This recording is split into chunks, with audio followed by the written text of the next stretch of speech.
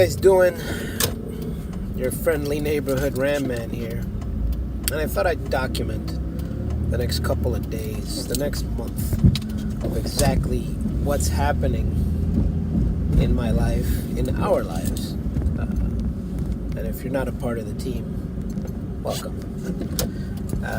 Oh, look at that shit. Almost just had an accident right there. Dick bag. Anyways, as I drive to the current location of Enigma, Brazilian Jiu-Jitsu, New York, I want to touch on a few points over the past 10 years of my Jiu-Jitsu life. I've come across a lot of different things, a lot of different people, a lot of crazy stories. I got, if you guys listen to the podcast, which will be back soon, just things have been happening behind the scenes that some of you know about, some of you don't know about. But I thought a video blog of, I believe they call it a vlog, I thought would be interesting to, to take a part of, to see. A lot of people in this business of teaching martial arts, you guys get the view that you see when you come into the dojo. You come into the dojo and you see your professor, you take the class, you exchange stories. If your professor is approachable and cool, you talk to him. I'm a little more personable than that. Hospitable. I don't know how to say that. I'm an easy guy to talk to. I don't have this thing about calling me coach or professor. I appreciate it. I appreciate when people call me professor. It's a sign of respect to me, and I thank all of you to do that. If you call me Erick, hey, whatever. Call me Erick, whatever. But I feel the need to share with you guys because, the reason I do this is because of my students. And my students are the best. I've been through a lot of groups. I've made a lot of great friends. I've had people walk into the gym, walk out of the gym. It happens. This business is it's not about keeping bonds. It's about creating bonds. And if you keep the bonds, it's a bonus, Any person I've ever taught or interacted with on the mats, I am happy to have helped in any way, shape, or form. I always enjoyed teaching, whether it was one lesson or 1,000 lessons. If you were able to take something from what I taught you or said to you or anything, my goal was accomplished as a professor, as an instructor. So whether it was if I helped you out in martial arts, awesome. If I helped you out in life, awesome. This is all a positive thing.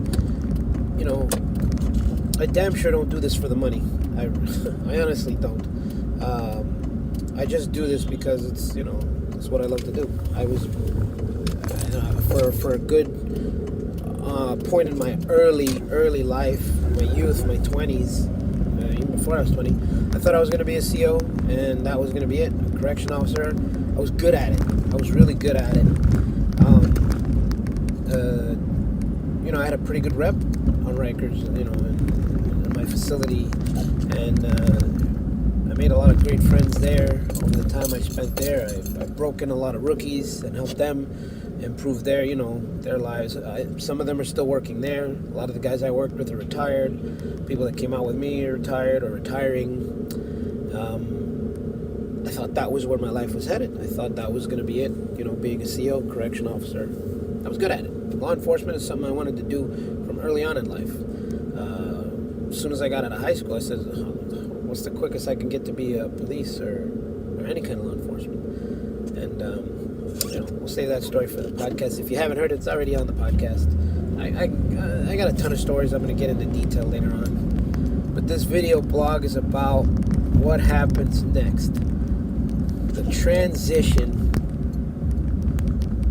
from, when we moved to this current location here in Long Island City, we had different management. It was someone else running the game. I was kind of still an employee, not so much the boss. And I've always been kind of just a leader. I don't know how to follow too well, right? And if I have to be a follower, which is, hard for me to do, I can be. I can follow a lead, But 9 times out of 10, if I start with someone and they're my leader, I end up being a partner. I end up being someone that they can trust to share information with and make decisions on a mutual basis, as opposed to just telling me what to do. Usually telling me what to do turns into, do this. It turns into, should we do this? And I've always enjoyed that. Professor Leo and myself, when we started this a long time ago, when we decided to take it and put it together, he and I, we had a plan. We said we were going to build our team, whether it was under Hoshan Gracie at the time, and now, of course, it's become Enigma. It didn't matter. Our goal was to make the best we could with what we had, and we did that. We had a great team to start. Some of the guys that we started with are still hanging around. They're still, bumping and dumping with us. Some of them are on hiatus because, they have families. Some of them have babies. Some of them, work. But they're still in the game with us. They just, they don't have the time to train, but they'll be back. They always come back. Some of them have taken their own route and ended up elsewhere, done their own thing, great for them. But Leo and I had a goal, and that was to create something special. When Leo left, he, left me the game, left me the spot, and we took it as far as we could take it, and he gave it to me, and he said, "Here, Eric, continue, carrying the flag. We're not going to be Hoshan Gracie anymore. We're going to do, you're going to represent me." Professor Leo is Enigma. He's got his school out in Sao Paulo. He's got a school out in Dublin. And the New York school was going to be the biggest, most important one because it's New York City. Leo is an established black belt. People know him. If not by name, they know of him. He's not a famous guy in jiu-jitsu. He is famous in other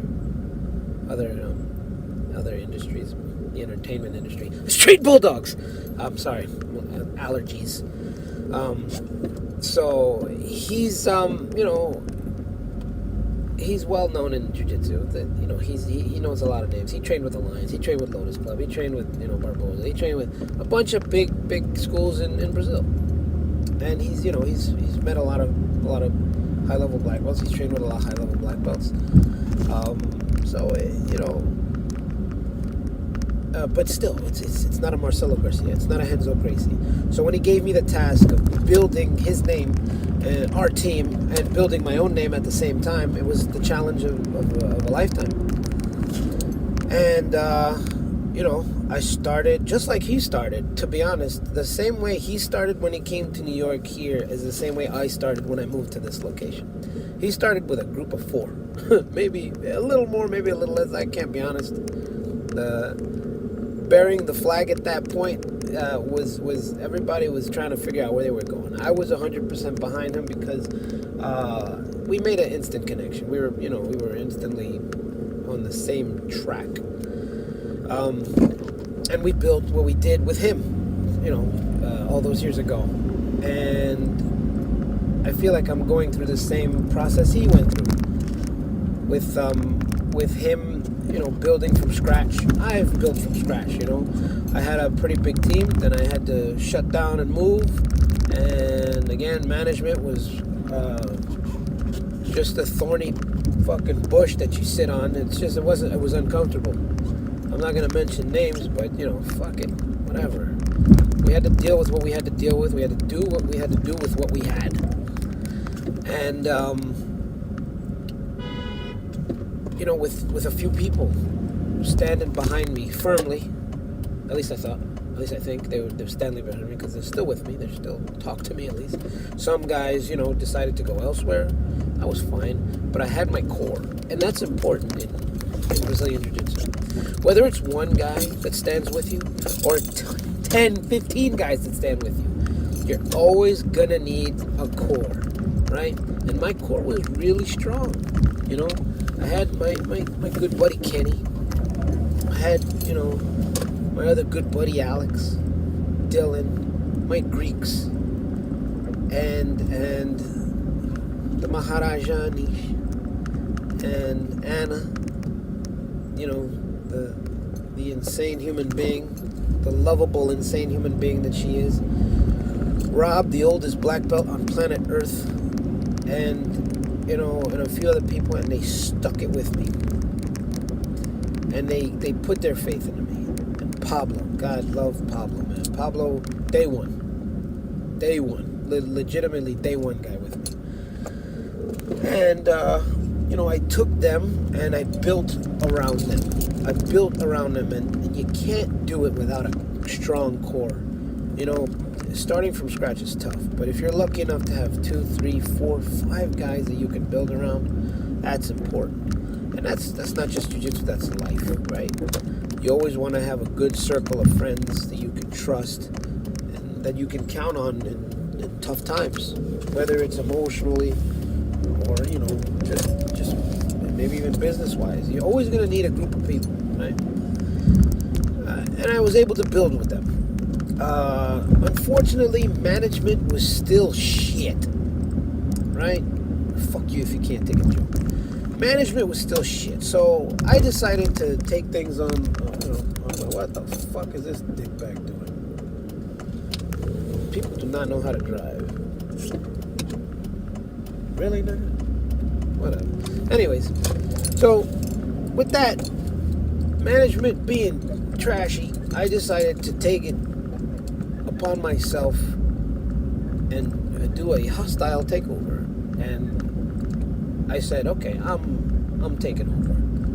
And I did. And me and my buddy Rich, we decided to put it upon ourselves, take this gigantic burden that is the business aspect of running a gym, put it on our shoulders. And it was rough. Everything is not as it seems. Things are not as fucking ABC as you think. We busted our behinds to get to where we are now. To get to where we are today. We really did our damnedest to keep this gym alive, and we have. We've accomplished that goal within the past 2 years. With that,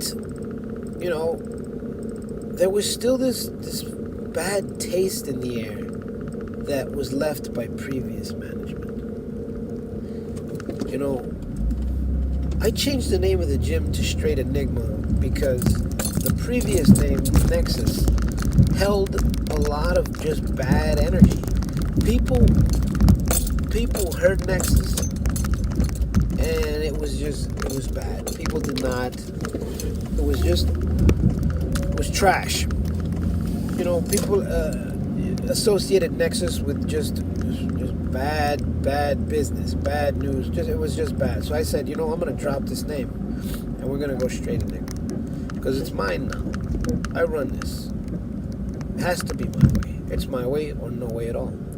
Rich agreed, and we turned it to 100% Enigma, and it began to grow.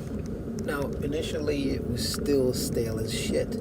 And I was having classes at 2, 3, 4. Look at these douchebags. You want to just block off the whole fucking way, you dickbag?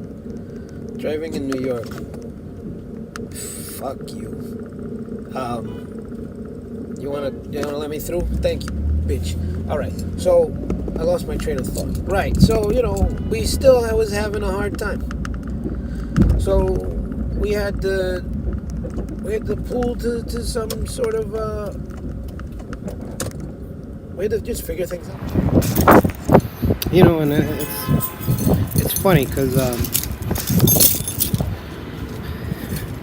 even after taking over, even after the attitude changed, the mood changed, the atmosphere changed, we started to do little things here and there, changed the decor of the place, made it a little more hospitable, and still nothing.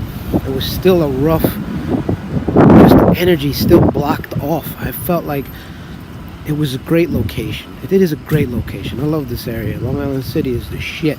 It's expensive as hell, but it's awesome. But then something happened, right? A good buddy of mine contacted me, John Negron, who I've been trying to get part of the team for the longest time, right? And his positive energy added to my positive energy, and we were able to manage and maintain it. We made it grow. We made it grow, and that was something special. Making it grow was really cool. So here we are now. This month of February should be interesting. So as time changes, so do things. And I'm an old man. I have to go down this step by step. It's amazing. When I'm not on the mats, I walk around like a freaking 60-year-old. On the mats, I'm flying. It's something mental.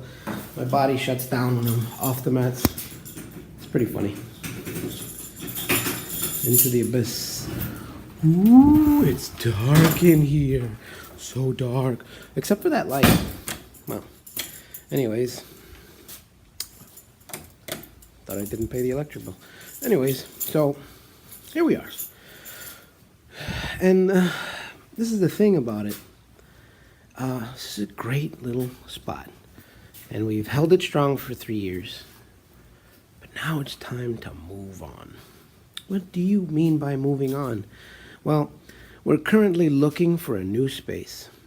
And we found a new space. Now, if everything goes well, knock on wood, I think things should change for the better. Not only is it a bigger space, it's in a nice little area. A lot of foot traffic, a lot of people. We're going to make an impact. And that's what I'm about, man. I'm an impact player. And I only know how to do things big. Yeah, and you know what I'm thinking? I'm thinking about the future of Enigma, man. Because when we moved here to this location, it was, again, under some just bad energy. The last location on, you know, if you remember that location in the second floor, I never liked that location. I didn't like it from the start. I didn't like it during. I was happy to leave. I was at a bad point in my jiu-jitsu life. I almost quit at brown belt. I almost quit.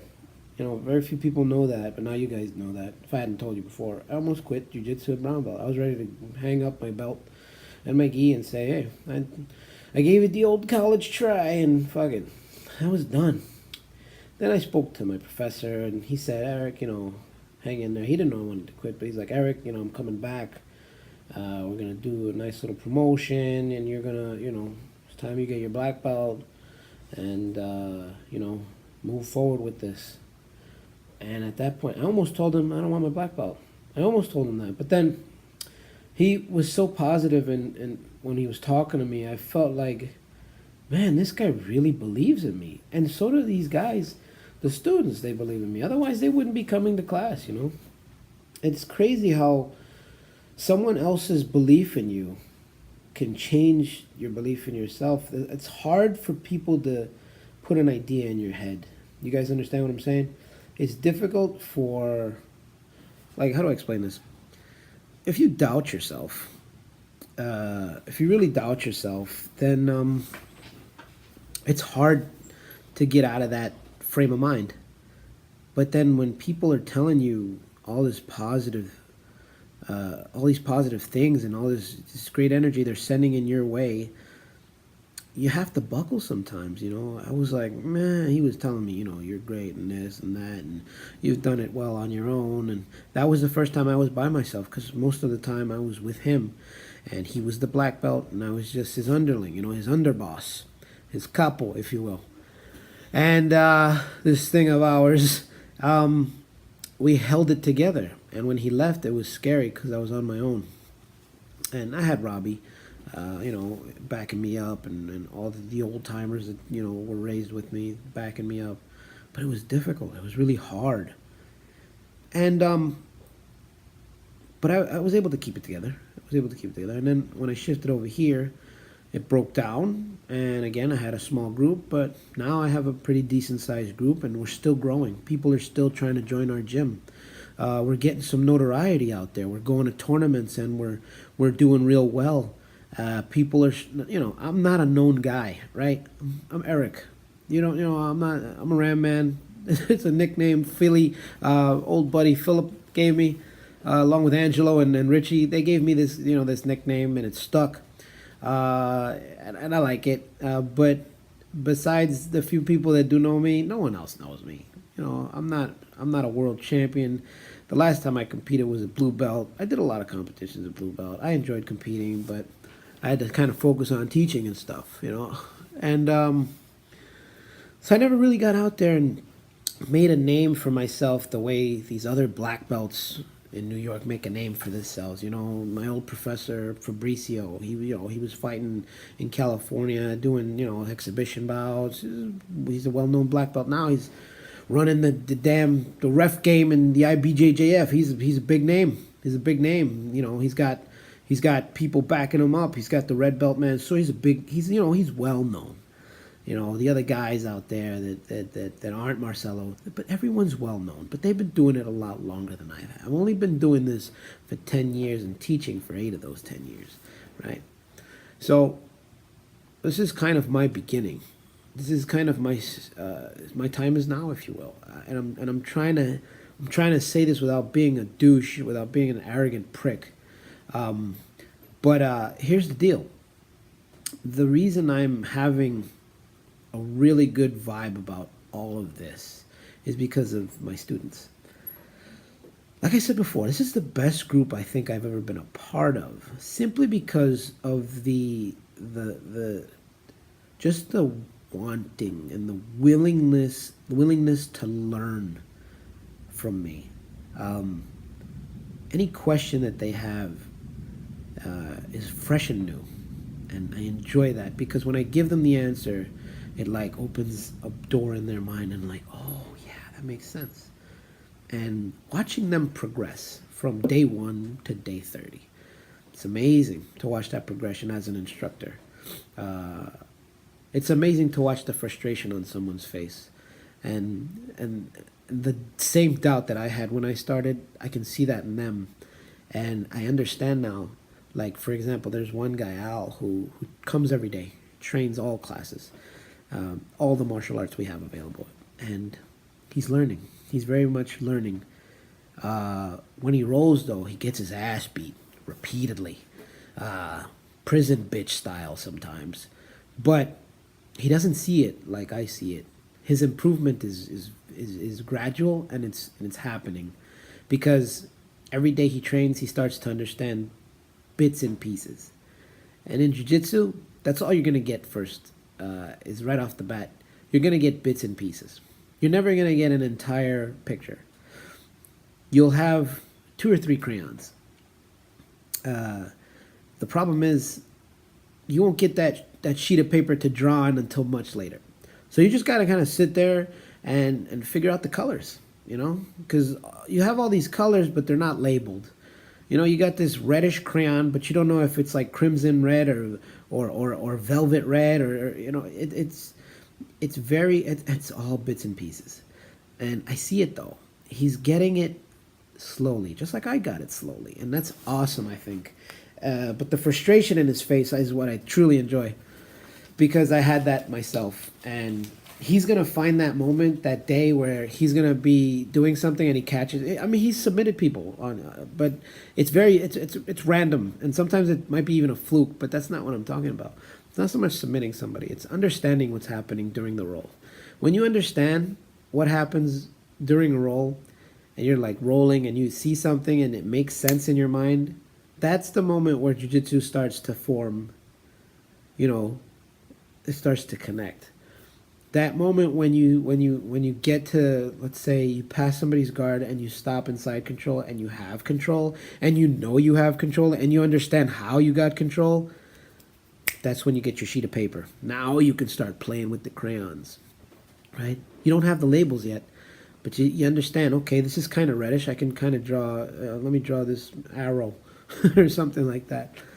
Uh, and he's gonna improve. And everyone improves at their own pace. But guys like him, I like watching guys like him because that frustration eventually becomes just it turns around, and those are the guys that get really good at jiu-jitsu because they kind of take the frustration and they don't quit, and they keep battling through, they keep pushing through, and they make it past that wall of frustration because they found the door. And they open that door and they step through that wall of frustration and now open space. But things are a little clearer. It's not as dark on the other side of that frustration wall. Yeah, there's still a lot of obstacles, but you can see a little better. And I enjoy that. That's what motivates me to keep doing this. So it's fun, and I have all these great prospects. These guys are, some of them guys are learning so fast. They're all different shapes and sizes, big guys, strong guys, little guys. I have, it's just a pleasure to see all these white belts, and that they're my white belts, you know. They started with me, and hopefully they continue with me, and we can take that journey together, and I can and guide them and help them along the way and promote them to the next level, to the next level, to the next level, to the next level. And one day, maybe they'll be so in love with the sport like I am, in love with the martial art as much as I am, that they'll decide to teach themselves, right? That's an amazing feeling. Leo, at my promotion, he said the best thing to do, you know, when you get your black belt, it's one of the greatest moments in your life. But then that day when you put a black belt on somebody else, it's an even greater feeling because, you know, you've taken all that stuff that you learned and now given it to someone else, and now they are at the same area where you're at. You know, it's a great feeling. Your student has now become your colleague, and that's one of the best feelings I think ever. And I'm excited to take this journey with my students. Like I said, it's a great area, good vibes within the people. The atmosphere is created by the people. Doesn't matter where we are. What matters is that we stay together. These people that I call my students are also my friends. When I took over and I decided to build this team, I don't call it a team. This is a family. Yes, we are the army. We are the misfit army. But in the end, we're all family. We all talk like brothers and sisters. We all rib each other like, you know, older brother, younger brother. You know, we have fun. And if you're not having fun, you're doing it wrong. And the journey that has led us to this point here, this is the beginning. I'm ending it at this location. But it's not the end. It's the end of this location. Now it's the beginning of a new journey. A new era has begun, my era. Because this will be the first time that I am in 100% control of everything. The business as well as the team. Professor Leo gave me his blessing. He says, Eric, whatever you do, I'm behind you. I'm next to you. I am helping you 100% as best as I can. And that's important. To have the support of somebody, and they know the struggle. Leo's been through all of this before in Brazil, which is insane. You know, trying to build a team, trying to create something on his own. And he did it. He created Enigma. And he passed the torch on to me to do it here in New York. And I'm not only building Enigma, I'm building my own brand, Choke Stubborn. Choke Stubborn's been around for years, right? But you don't know it. Not yet. But it's my brand. And, you know, it's part of Enigma. And it's all just this thing that we're trying to make into as strong as possible. We're not trying to be Henzo. We're not trying to be Alliance. We're not trying to be Marcelo. We're not trying to be Gracie Baja. We're not trying to compete with anybody. We're just trying to build us, right? I could care less if you say my name and somebody goes, who? I prefer that, actually. Because the jujitsu that I teach, the jujitsu that Leo teaches, speaks for itself. We're good. We're decent at what we do. I'm not the best in the world, but I do believe I'm the best in the world at what I do. I'm a great instructor, right? And I don't say that because I'm arrogant. I say that because it's what my students tell me. And it's what when my students go out to open match or to competitions, they get complimented on their jiu-jitsu, you know? And that's more a pleasure to me. I think if one of my students goes out to, let's say, an open mat at Marcelo's or goes to a tournament, and somebody comes up to them and says, wow, that was a great technique you used there. It's excellent work. You're really good at that. That's a really good, this one thing, position, whatever. I take pride in that because they're getting complimented. I just taught them the technique, but they took it and trained it and worked hard at it and did it properly to the point that someone noticed. My job is just to give you the crayons. You paint the picture. And the pictures that these people are painting are beautiful. And that's jiu-jitsu. That's how I see it. Yeah, it's great to be noticed. But I would much rather have my students be noticed for what they do. Their hard work is what counts, right? Again, I'm just here to guide. And it's cool. I think it's really cool. Something else I wanted to say about this move that we're making, I think it's come at the right time. I think the time we spent here and when John came in, I think it was to build the core, right? To build the core around the already existing group. And we got these little white belts, it's just a sprinkle of white belts around the strong core with the purple belts, the blue belts, the brown belt, the black belt, and we've built around it, right? Because the core is strong. Alex, Kenny, Robbie, the Greeks, Timmy, everyone that was original, and now we've taken these new people in, and they've fortified the core, and it's just going to keep building, right? And with a strong core, the outer walls become stronger, and we expand. And I think there's nothing better than having a good group of guys around you. John did his job here. Right now he's dealing with personal things, all good, all positive personal things. He's having important parts in his life that he's needed. He's really needed, and he's worked his butt off to get to the point he's at now. And whatever decision he makes is awesome. I support him 100%. And because he helped me. He helped me when I really needed it. And that'll always be, praised on John Negron. Very, very, just a great human being, great martial artist. I mean, I started the podcast with him, Shot to the Nog. And we had a lot of fun. We have a lot of fun doing what we do. But now it's time to take the next step. The new location, again, if everything goes well, we should be there by the end of this month.